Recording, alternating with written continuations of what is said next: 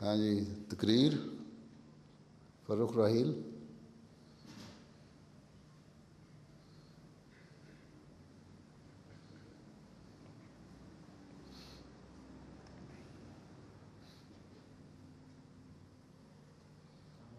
السلام علیکم۔ اعوذ باللہ من الشیطان الرجیم، بسم اللہ الرحمن الرحیم۔ آج کی نشست میں طلباء جامعہ احمدیہ حضور انور ایدہ اللہ تعالیٰ بنصر العزیز کی خدمت اقدس میں چند ایسے واقعات پیش کریں گے جو ماہ نومبر میں ظہور پذیر ہوئے اور جن کا تعلق حضرت اقدس محمد مصطفیٰ صلی اللہ علیہ وسلم، حضرت مسیح موعود علیہ السلام اور آپ کی قائم کردہ جماعت سے ہے۔ ماہ نومبر چونکہ عیسوی سن کا ایک مہینہ ہے، لہذا مناسب ہوگا کہ عیسوی سن اور اسلامی تاریخ کے حوالے سے سب سے پہلے سیدنا حضرت خلیفۃ المسیح الثانی رضی اللہ عنہ کے اس تاریخی کارنامے کا ذکر کیا جائے جو ہجری شمسی کیلنڈر کی صورت میں معرض وجود میں آیا۔ تاریخ اسلام کے واقعات کی عیسوی کیلنڈر کے مطابق تعین کرنا آسان کام نہیں تھا، لیکن حضرت خلیفۃ المسیح الثانی رضی اللہ تعالیٰ عنہ کی شدید خواہش تھی کہ ایک ایسا کیلنڈر بنایا جائے جو ہجری شمسی تاریخوں کے مطابق ہو۔ اس ضمن میں حضور فرماتے ہیں، میرے نزدیک ضروری تھا کہ جس طرح ہجری قمری بنائی گئی تھی اسی طرح ہجری شمسی بھی بنائی جاتی اور ان دونوں سے فائدہ اٹھایا جاتا، مگر مجھے یہ بات جنتر منتر کو دیکھ کر سوجھی اور میں نے اسی وقت سے تہیہ کر لیا کہ اس بارے میں کامل تحقیق کر کے عیسوی شمسی سن کی بجائے ہجری شمسی سن جاری کر دیا جائے۔ سیر روحانی صفحہ 80۔ حضور رضی اللہ تعالیٰ عنہ مزید فرماتے ہیں، میرا ارادہ ہے کہ اگر اللہ تعالیٰ چاہے تو آئندہ عیسوی شمسی سن کی بجائے ہجری شمسی سن جاری کیا جائے اور عیسوی سن کے استعمال کو ترک کر دیا جائے۔ سیر روحانی صفحہ 81۔ چنانچہ اس مقصد کے حصول کے لیے آپ نے 1939 کے اوائل میں 4 ممبران پر مشتمل ایک کمیٹی مقرر فرما کر ہدایت فرمائی کہ اس کیلنڈر کا ڈھانچہ تیار کر کے پیش کیا جائے اور اس میں دوسرے مروجہ شمسی کیلنڈروں کی نسبت مروجہ عیسوی کیلنڈر کو مقدم رکھا جائے، لیکن چونکہ عیسوی کیلنڈر کے بعض مہینوں کے نام مشرکانہ طرز پر ہیں، اس لیے ہجری شمسی کیلنڈر میں مہینوں کے ایسے نام ہونے چاہئیں جو اسلام کے اہم واقعات کی طرف اشارہ کرتے ہوں۔ پس حضور رضی اللہ تعالیٰ عنہ کی منشا کے مطابق یہ کیلنڈر تیار کیا گیا اور اس کیلنڈر میں نومبر کے مہینے کو نبوت کا نام دیا گیا۔ یہاں سوال پیدا ہوتا ہے کہ ماہ نومبر کا نام نبوت کیوں رکھا گیا؟ اس کا جواب یہ ہے کہ ماہ نومبر میں ہمارے پیارے آقا حضرت محمد مصطفیٰ صلی اللہ علیہ وسلم کو نبوت کے منصب پر فائز کیا گیا اور اسلام کی بنیاد اسی ماہ نومبر میں رکھی گئی۔ اللہ تعالیٰ نے آپ صلی اللہ علیہ وسلم کو ایسی تعلیم دی جو ہر لحاظ سے کامل ہے۔ چنانچہ اللہ تعالیٰ قرآن کریم میں فرماتا ہے، الیوم اکملت لکم دینکم واتممت علیکم نعمتی ورضیت لکم الاسلام دینا، یعنی آج کے دن میں نے تمہارے لیے تمہارا دین کامل کر دیا اور تم پر میں نے اپنی نعمت تمام کر دی ہے اور میں نے اسلام کو تمہارے لیے دین کے طور پر پسند کر لیا ہے۔ نیز فرمایا، ان الدین عند اللہ الاسلام، یعنی اللہ تعالیٰ کے نزدیک اصل دین اسلام ہی ہے۔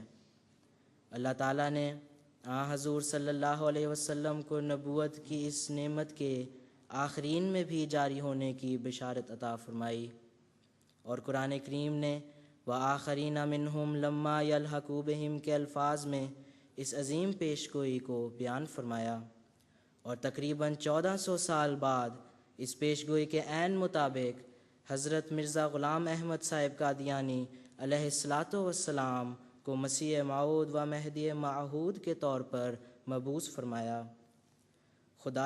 خدا تعالیٰ کی قدرت اور اس کے تصرف کا یہ عجیب نشان ہے کہ حضرت مسیح موعود علیہ السلام نے حضور صلی اللہ علیہ وسلم کی کامل اتباع کے نتیجے میں بروزی نبوت کے منصب پر فائز ہونے کے بعد خدا تعالیٰ کے ایما پر اپنی جماعت کا نام جماعت احمدیہ 4 نومبر 1900 کو تجویز فرمایا، اور اس طرح ماہ نومبر میں تاریخ اسلام کے 2 اہم واقعات کی بنیاد ڈالی گئی جن کا تعلق براہ راست نبوت سے بنتا ہے۔ بس ماضی میں جو واقعات تاریخ اسلام میں وقوع پذیر ہوئے، خدا تعالیٰ نے کسی نہ کسی رنگ میں ان کا تاریخ احمدیت میں بھی ظہور فرمایا۔ ایسے ہی چند واقعات آج کی اس نشست میں حضور کی خدمت اقدس میں پیش کیے جائیں گے۔ مصور احمد صاحب پیش کریں گے۔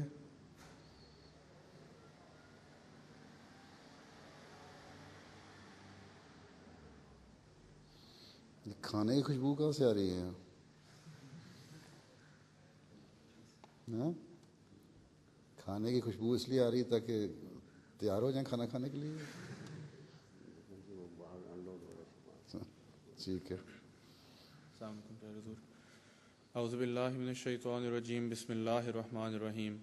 خاکسار حضور انور کی خدمت اقدس میں چند ایسے نشانات پیش کرنا چاہتا ہے جنہیں خدا تعالیٰ نے سیدنا حضرت اقدس مسیح موعود علیہ الصلاۃ والسلام کی صداقت کے ثبوت کے لیے ماہ نومبر میں ظاہر فرمایا۔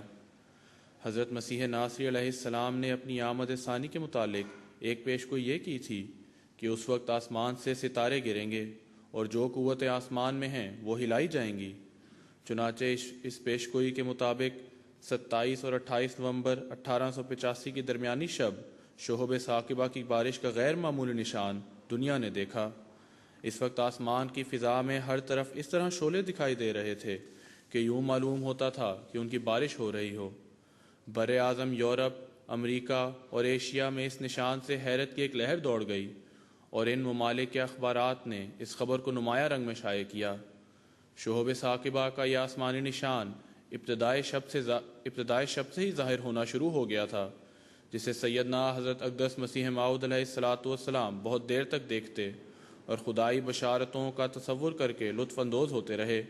اس موقع پر آپ پر مسلسل ما رمیتا اذ رمیتا ولکن اللہ رما کے الفاظ میں الہام ہوا، اور ساتھ ہی آپ پر القاء کیا گیا کہ یہ نشان تیرے لیے ہے۔ شہب ثاقبہ کے اس عظیم نشان کو میجر A.C. بگویدر نے درج ذیل الفاظ میں بیان کیا۔ A grand display of meteors was seen at Quetta, Balochistan on November the 27th, 1885 at 10 p.m. local time. The shower was incessant, and I estimated that over the whole visible hemisphere 6 or 8 meteors in every second were falling at this time. Royal Astronomical Society. سیدنا حضرت مسیح موعود علیہ الصلاۃ والسلام نے خدا تعالیٰ سے علم پا کر اپنی زندگی میں بہت سی پیشگوئیاں اور الہامات شائع فرمائے، جو بعد میں الہی منشاء کے مطابق پورے ہوئے اور حضرت مسیح موعود علیہ الصلاۃ والسلام کی صداقت کا ایک زندہ جاوید نشان بن گئے۔ اس میں سے ایک الہام 9 اپریل 1907 کا ہے، جس کے الفاظ بلائے دمشق کے ہیں، یعنی دمشق پر نازل ہونے والی بلا یا آفت۔ یہ الہام 13 نومبر 1933 کو پورا ہوا۔ اس الہام کی بابت سیدنا حضرت مسلم موعود رضی اللہ تعالیٰ عنہ فرماتے ہیں، باوجہ اس جنگ کے جو فرانسیسیوں کے درمیان ہو رہی تھی، دمشق کے ارد گرد کے بہت سے گاؤں تباہ کر دیے گئے، اور تمام اہل دمشق متحیر اور سرگرداں ہیں۔ بعض نظارے نہایت مہیب اور بدن پر لرزہ پیدا کرنے والے تھے۔ کوئی درد مند انسان نہیں جو ان مردوں کو دیکھ کر، جن میں سے بعض کو کتے کھا رہے تھے، آنسو نہ گرائے۔ اس مصیبت کو دیکھ کر ہر ایک شخص اس کو بلائے دمشق قرار دیتا ہے، اور جس سے پوچھو وہ یہی کہتا ہے کہ بلا وائے بلا، یعنی نہایت سخت مصیبت ہے، ایسی بلا دمشق پر پہلے کبھی نہیں آئی۔ سیدنا حضرت مسیح موعود علیہ الصلاۃ والسلام کا ایک اور الہام جو بڑی شان کے ساتھ نومبر ہی کے مہینے میں پورا ہوا، اس کے الفاظ یہ ہیں، آہ نادر شاہ کہاں گیا۔ یہ الہام 3 مئی 1905 کا ہے۔ یہ پیشگوئی اس طرح پوری ہوئی کہ 1929 میں جب اللہ تعالیٰ نے امیر امان اللہ خان والی تخت افغانستان کی حکومت کا تختہ حبیب اللہ خان المعروف بچہ سکا کے ہاتھ سے الٹوایا، تو افغانوں نے جلد ہی نادر خان کو، جو اس وقت فرانس میں تھا، اپنی مدد کے لیے بلایا۔ چنانچہ نادر خان نے آتے ہی بچہ سکا کو گرفتار کروایا اور خود تخت پر بیٹھ گیا۔ اس وقت اس نے اپنے خاندانی اور ملکی لقب خان کو چھوڑ کر اس کی بجائے شاہ کا لقب اختیار کیا اور نادر شاہ کہلایا۔ اس کے بعد 8 نومبر 1933 کو عبد الخالق نامی شخص نے ایک بڑے مجمع میں نادر شاہ کو قتل کر دیا اور نادر شاہ کی بے وقت موت نے تمام دنیا کی زبان سے بے ساختہ یہ الفاظ کہلوائے، آہ نادر شاہ کہاں گیا؟